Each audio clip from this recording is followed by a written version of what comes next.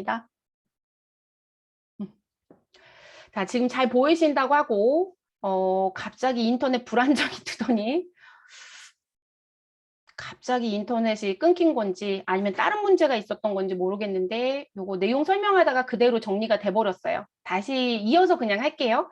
그리고 유튜브에 강의 올려드릴 때도요. 이거 그냥 앞에 1차, 2차 나눠서 그냥 드릴게요. 네, 제가 편집을 잘 하지 못해서 그건 불가능해서 인코딩밖에 못해서. 자, 그럼 지금 보겠습니다.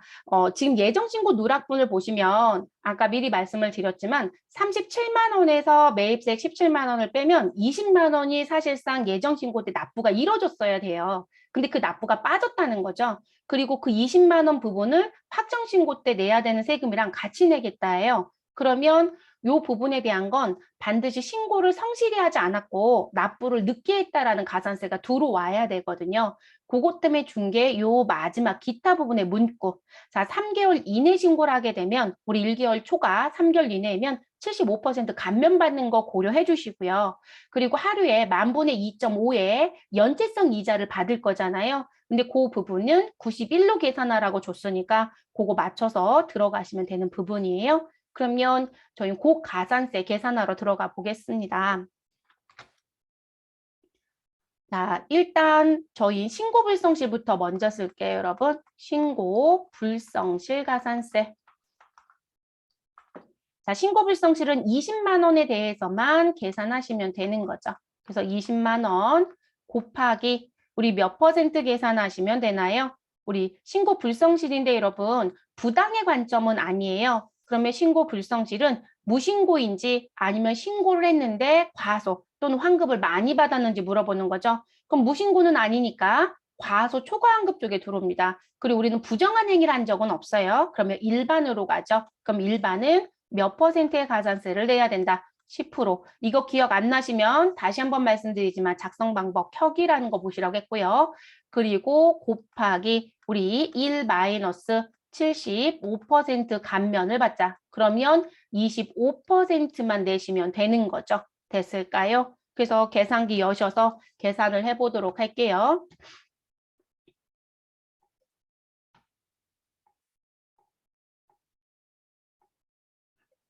자, 그러면 20만 원에 대해서 곱하기 10% 해주시면 되는데 10%는 0.1 그리고 곱하기 우리 25%니까 0.25 해주시면 되죠. 그래서 내야 되는 가산세 얼마가 나와요, 여러분? 5,000원.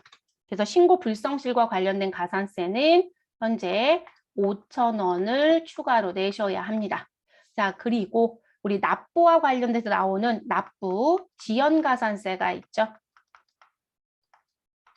자, 이것도 똑같이 미납세액 20만 원을 가지고 계산하시는 거고 그래서 20만 원 곱하기 우리 미납일수 며칠? 90일. 자, 그러면 90일을 곱해 주시고 하루의 이자는 얼마를 받겠다? 2.5. 만분의 2.5인 거죠. 그래서 만분의 2.5를 받습니다. 이것도 계산. 그래서 항상 가산세는 손으로 계산을 하시고 요건에 맞춰서 수정할 건 수정하시고 자동으로 나오는 건 그대로 두시면 되겠죠. 그래서 나오는 부분. 그러면 얘도 지금 20만 원에 대해서 곱하기 90일 해주시고 곱하기 2.5 해주시고 나누기 얼마 하셔라? 만 하시면 되는 부분. 그래서 가산세는 얼마가 나온다? 4,500원. 맞아요, 여러분? 네, 그럼 4,500원 기록해 주시면 되겠죠? 됐나요? 그러면 지금 이렇게 해서 가산세 정리는 마무리가 된 거죠.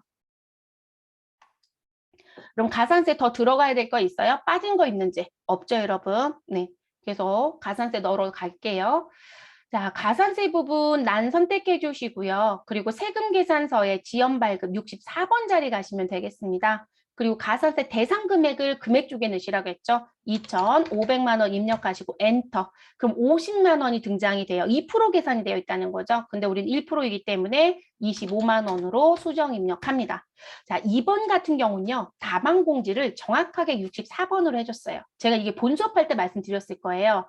다방 공지가 이 자리가 1%이다 보니까 지연 발급 등 62번에 다방 공지가 된 적이 있다. 근데 사실 법적인 요건을 본다면 64번란이 맞으니 공부하실 때도 그냥 64번란에 넣는 습관을 가져가셔야 이렇게 말씀드렸었죠. 네, 이번은 아주 정확하게 64번에 답안 공지해줬습니다. 유난히 맞습니다.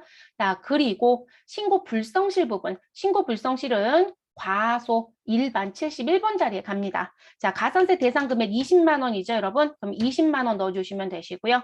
그리고 금액은 얼마 넣어주시면 되신다? 우리 5천 원인가요? 네, 5천 원 넣어주시면 되겠습니다. 그래서 신고 불성실 입력해 주시고, 자, 그 다음 납부지연 가산세. 납부지연 73번 자리 오시고요. 20만 원 입력하시고 엔터. 그러면 우리 당초 납부기한하고 신고하는 날짜가 들어오죠. 당초 날짜는 언제라고 주어져 있나요, 여러분? 우리 그냥 예정 신고일로부터 3개월 이내인 이렇게 나와 있네요. 근데 넣어볼게요. 2021년도 10월 25일. 그리고 신고하겠다는 날짜는 2022년도 1월 23일. 자, 근데 딱 90일 나오죠, 여러분? 네, 요건 맞춰줬네요. 자, 그러면 이 상태에서 확인이란 버튼 누르면 우리 20만 원 곱하기 90일 곱하기 만분의 2.5에서 계산한 4,500원이 자동으로 들어오죠. 그러면 4,500원 맞는지 꼭 확인하실 거.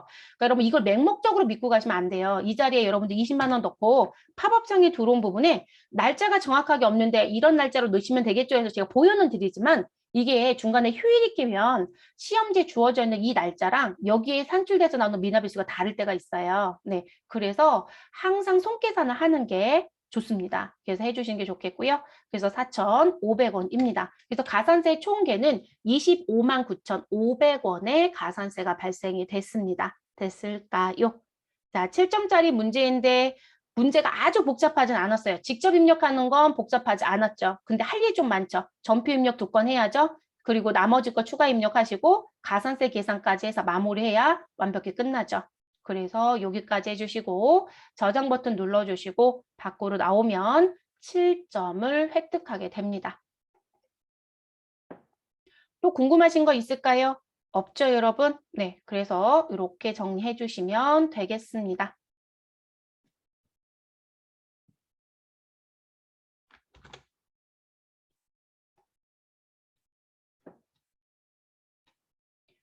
네, 결산 문제 들어갈게요, 여러분. 결산. 자, 결산 문제는 회계관리 쪽에 가주시면 되시고요. 합계잔액 시산표 쪽에 들어가시면 되겠습니다.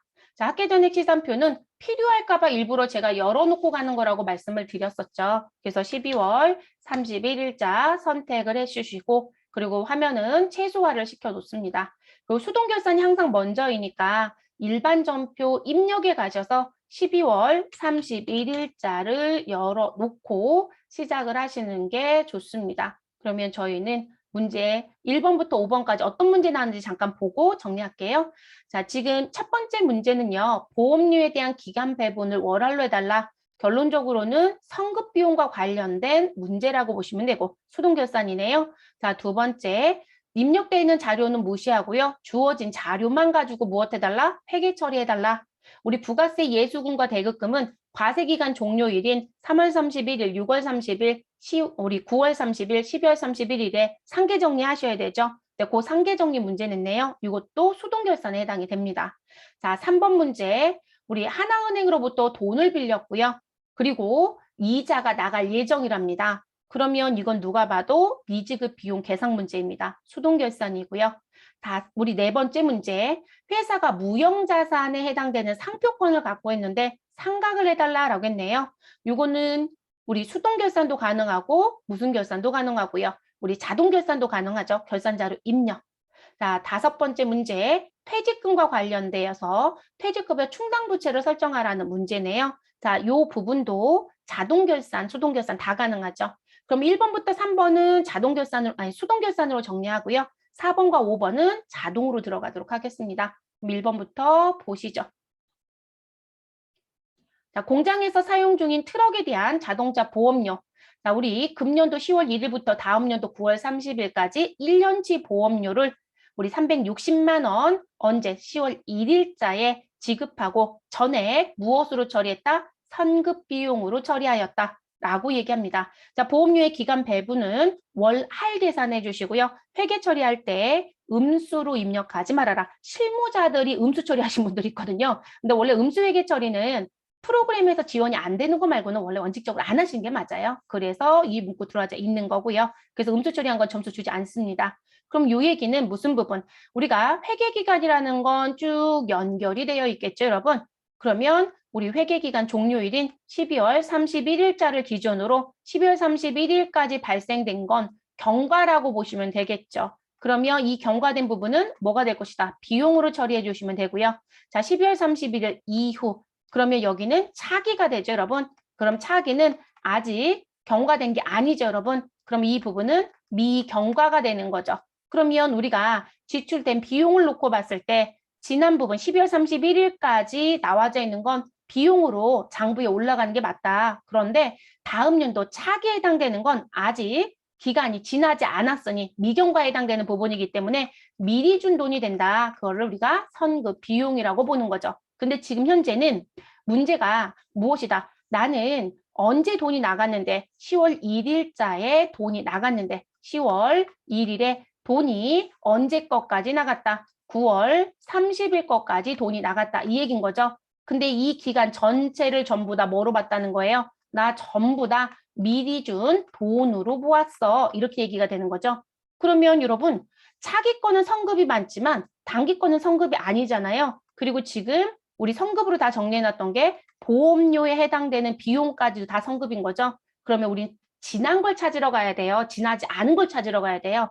지난 걸 찾으러 가야 되는 거죠. 그래서 미경과 분을 찾으러 갑니다. 그래서 차변에 등장해야 되는 보험료를 찾으러 가시면 됩니다. 그래서 앞에다 보험료 쓰시고 자, 우리 1년치 보험료 얼마 냈다? 360만 원을 지출했습니다. 자, 그리고 1년치니까 12달이죠. 네, 12달 중에 우리 지난 건 몇 달? 10월, 11월, 12월. 그쵸? 그래서 3달치가 지났습니다. 그럼 12분의 3개월치 계산하시면 되겠죠, 여러분? 자, 360만 원을 12로 나누면 30만 원이죠. 네, 30만 원에 3달 계산하시면 얼마가 나와요? 90만 원이 나오게 됩니다. 그러면 이 부분 정리하시면 되죠? 그래서 이거 정리하시는 거고, 그럼 우리는 차변에 비용이 필요한 거죠. 그래서 보험료 써주시면 되는 거고요. 근데 반드시 공장에서 사용 중인 트럭이에요. 그럼 제조 원가로 들어갑니다. 그리고 상대편 대변에는 누구 써주시면 될까요? 우리 과대 계상되어 있는 성급비용 자산을 감소시켜 주시면 되겠습니다. 더 할 일이 있을까요? 없죠, 여러분. 성급 비용과 관련된 회계 처리 문제는 끊임없이 나와요, 여러분. 근데 항상 뭘 기억해 주셔라. 우리 비용으로 처리했는지 자산으로 처리했는지 검토하셔서 지난 거, 지나지 않은 거 찾는 거 기억하셔야 되겠죠. 자, 일반 전표 입력 12월 31일자 차변에 보험료 입력해 주시면 되시고요. 반드시 521번 코드를 선택합니다. 금액은 90만 원 입력. 자, 그리고 상대편 대변 계정 넣어주시고요. 그리고 선급 비용이라고 입력을 합니다. 자, 선급 비용 계정 과목 선택해 주시고 금액 90만 원 더 하실 일 없죠. 그러면 이건 마무리가 됐습니다. 다음 두 번째 문제 가볼게요. 다음 자료는 다른 자료는, 그럼 다음이라고 해서 깜짝 놀랐어요. 다른 자료. 그러니까 입력된 거 다른 자료는 무시해달래요. 그래서 다른 자료는 무시를 해주시고요. 다음 주어져 있는 부가세 대급금, 부가세 예수금, 전자신고 세액공제라고 해서 주어진 자료를 이용해서 이기 확정 부가가치세 신고 기간에 부가가치세 예수금과 부가가치세 대급금을 정리하는 회계 처리를 해주시오라고 했습니다. 단 환급세액의 경우는 미수금으로, 납부세액의 경우는 미지급 세금으로, 그리고 전자신고 세액공제는 우리 영업의 수익 계정인 자비익으로 처리한다라고 되어 있네요. 그럼 모든 조건 다 준 거 아닌가요? 우리 부가세 대급금 예수금 상계정리 붕괴는 다 하실 수 있을 거고요. 그러면 요거 붕괴하시라고 했으니까 여러분 2번은 위쪽에 쓸게요. 차변에 대변에 가지고 있었던 부가세 예수금 정리합니다. 자, 부가세 예수금 현재 얼마이다? 7천만 원이네요. 7천만 원 정리해 주시고요. 자, 상대편 대변에는 차변에 있었던 부가세 대급금 자산 계정을 상계 정리합니다. 그 금액은 4,700만 원입니다. 그리고 전자신고 세액공제는 사실상 내야 되는 부가세를 줄여주는 효과가 있죠. 그런 걸 우리가 자비익 처리합니다. 부가가치 단수채액도 자비익 처리한다고 했죠. 그러면 그 금액은 얼마이다? 10,000원이라고 했으니까요. 10,000원 써주시면 되겠죠. 근데 여러분 누가 봐도요. 대급금과 예수금을 비교했을 때 예수금이 더 크죠, 여러분? 그럼 내야 될 세금이 있는 거네요. 그럼 내야 될 세금은 뭐라고 처리하자? 우리 미지급 세금으로 처리하자라고 했죠. 그러면 저 위쪽으로 쓸게요. 미지급 세금으로 나머지를 정리하시면 됩니다. 7천만 원에서 4,700 빼시고 거기서 10,000원 빼주시면 금액이 2,300에서 10,000원 빼는 거니까 2,299만 원이겠네요. 그래서 요만큼 회계 처리하시면 됩니다. 특별한 부분은 없죠, 여러분. 여기다 이제 하나가 더 추가가 되면요. 우리 부가가치세 신고하는데 잘못된 신고가 있어서 가산세가 발생이 됐네 라고 얘기를 합니다. 잘못된 부분이 있어서. 그러면 가산세는 뭐로 처리한다? 세금과 공가로 처리하라고 줄 거예요. 또는 잡손실 처리하라고 내는 문제도 있더라고요. 그러면 주어진 조건 맞춰갑니다. 세금과 공가금이 더 맞는 표현이지만. 그럼 입력하러 갈게요. 수동결산이고요. 차변 선택합니다. 부가세 예수금 255번 선택해 주시면 되시고 금액 7천만 원 입력하시면 되겠습니다. 자, 그리고 상대편 대변 선택하시고요. 부가세 대급금 선택해 주시면 되시고 입력해 주시고 금액은 4,700만 원 입력. 자, 그리고 같은 변 대변에 저희는 잡이익 먼저 처리할게요. 잡이익 금액은 얼마이다? 10,000원입니다. 저는 2,300만에서 10,000원 빼서 금액 썼지만 사실 분기하실 때 계정 정리만 하시면 되겠죠. 같은 변 대변이고요. 미지급 세금 정리합니다. 2,299만 원 마무리하시면 되겠습니다. 특별하게 나와져 있는 특이점은 없어요. 이 문제도 최근 들어서 지속적으로 내려고 노력을 좀 하는 것 같아요. 네, 제가 볼 때는 ATA 영향을 받고 있는 건 아닌가 싶긴 합니다. 저희가 FAT 1급 시험을 봤었잖아요. 근데 이 부가세 정리하는 문제가 정말 열심히 나왔었죠, 여러분. 자, 그다음 3번 문제로 넘어갑니다.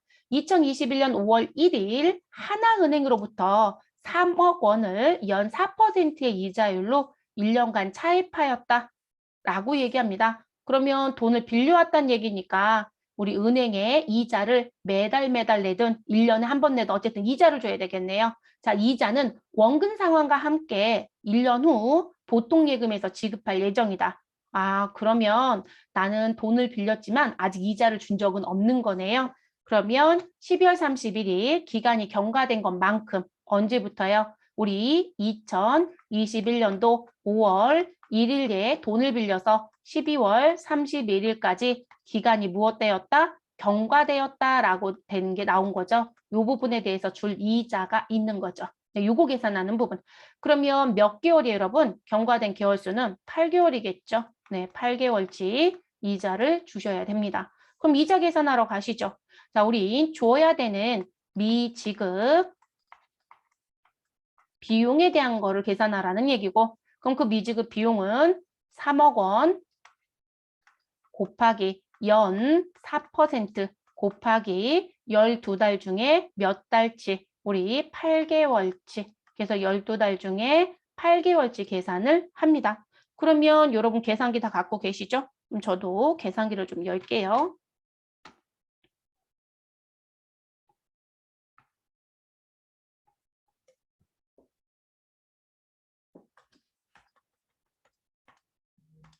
자, 3억 곱하기 4% 해주시면 되시고요. 그리고 곱하기 8 나누기 12 해주시면 8개월치에 대한 이자가 나옵니다. 얼마인가요? 800만 원.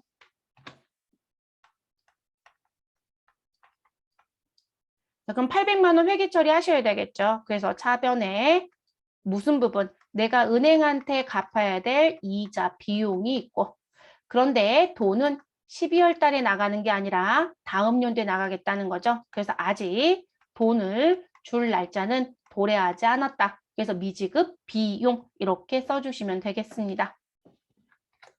입력하러 가볼게요, 여러분. 자, 일반 전표 오셔서 날짜 그대로 두시면 되는 거고 차변 선택하시고 이자 비용이라고 입력을 합니다. 이자 비용 951번에 있네요. 금액은 우리 계산한 800만 원 입력. 자, 상대편 대변에 선택해 주시고요. 미지급 비용 선택해 주시고 800만 원 넣어 주시면 되겠습니다. 더 할 일 있을까요? 없어요. 계산만 잘하시면 큰 문제는 없겠네요. 자, 그 다음 문제 가겠습니다. 2021년 10월부터 사용이 가능하게 된 상표권, 우리 1,800만 원에 대해서 5년 동안 정액법으로 상각하기로 하였다. 이에 대한 회계 처리를 하시오라고 합니다. 자, 우리 4번은 자동 결산으로 가자라고 아까 제가 말씀드렸죠. 그래서 자동으로 입력을 하겠습니다. 그리고 중요한 건 2021년도 10월부터 사용 가능하게 됐다라고 했네요. 월할 상각해야 되는 거 기억해야 되죠. 그러면 우리 그 부분에 대해서 계산을 하게 되시면 우리 상각비 계산해야 되잖아요. 저 그냥 상각비라고 쓸게요, 여러분. 그럼 무형자산에 대해서 정액법으로 5년 동안 상각을 한대요. 그럼 무형자산은 특수한 경우를 빼고는 원칙적으로 잔존가치는 없는 거로 본다고 했었죠. 그러면 지금 현재 얼마? 1,800만 원의 금액을 가지고 1,800만 원 잔존가치는 없는 거로 볼 거니까 뺄 금액은 없습니다. 그러면 1,800만 원 우리 이 부분에 대해서 우리 내용연수 몇 년으로 나눠주셔라? 5년으로 나눠주시면 되죠. 그런데 이렇게 하셔서 푸시면 문제가 생기죠.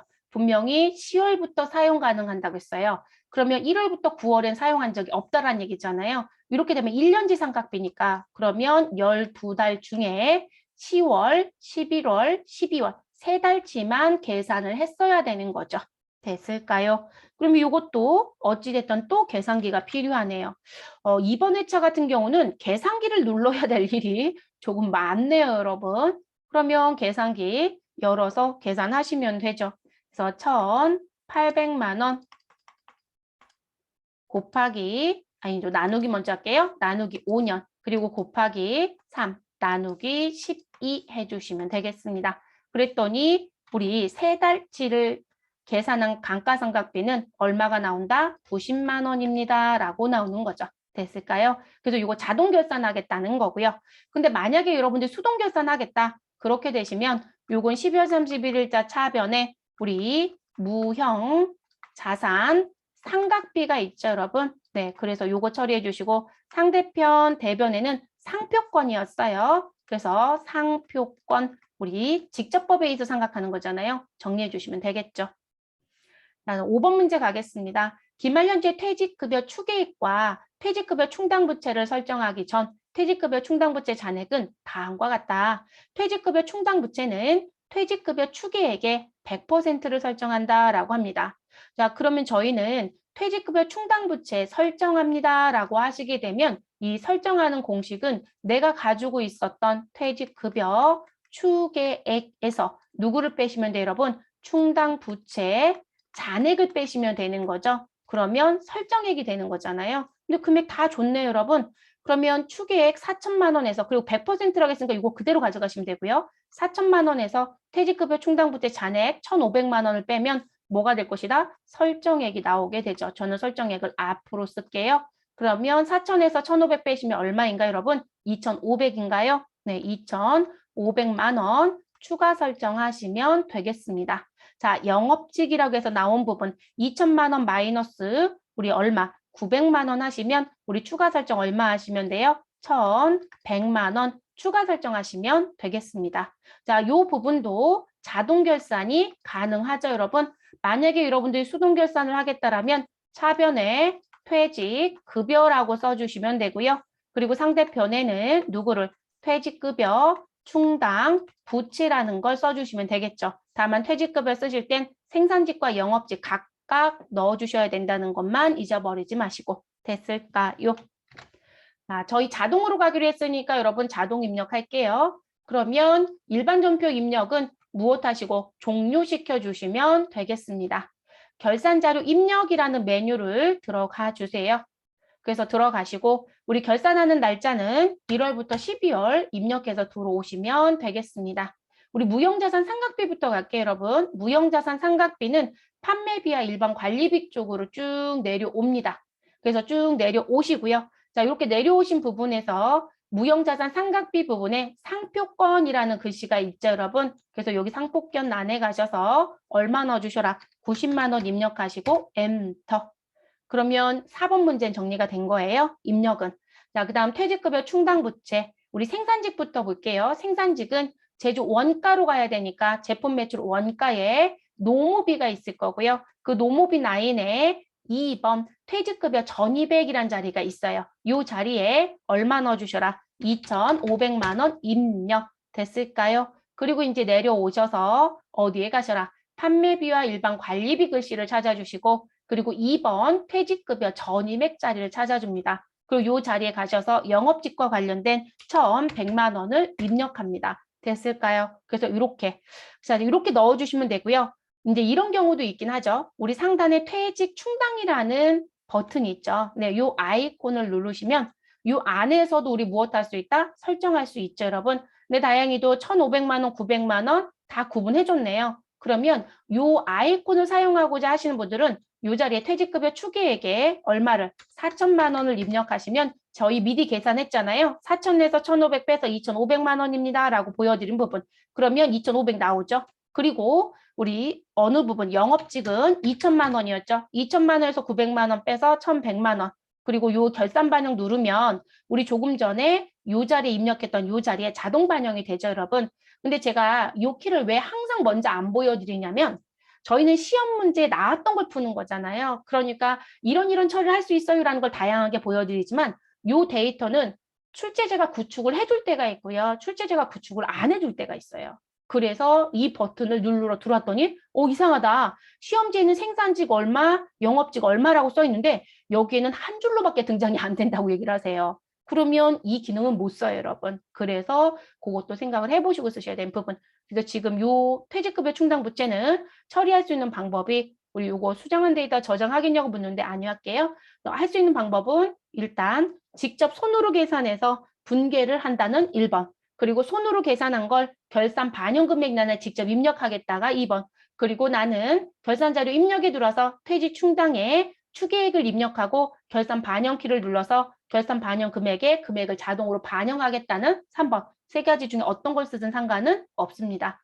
그럼 다 되셨으면 우리 마지막에 꼭 해야 될 게 있죠. 무슨 부분이요? 점표 추가를 반드시 해야죠. 다 해놓으시고 요거 안 누르시면 점수는 6점 못 받아요, 여러분. 그래서 얘 눌러주시면 우리 6점짜리 정리가 끝나는 거예요. 그리고 항상 끝나면 자동 결산 분계 완료됐다는 글씨까지 확인하시는 게 좋겠습니다.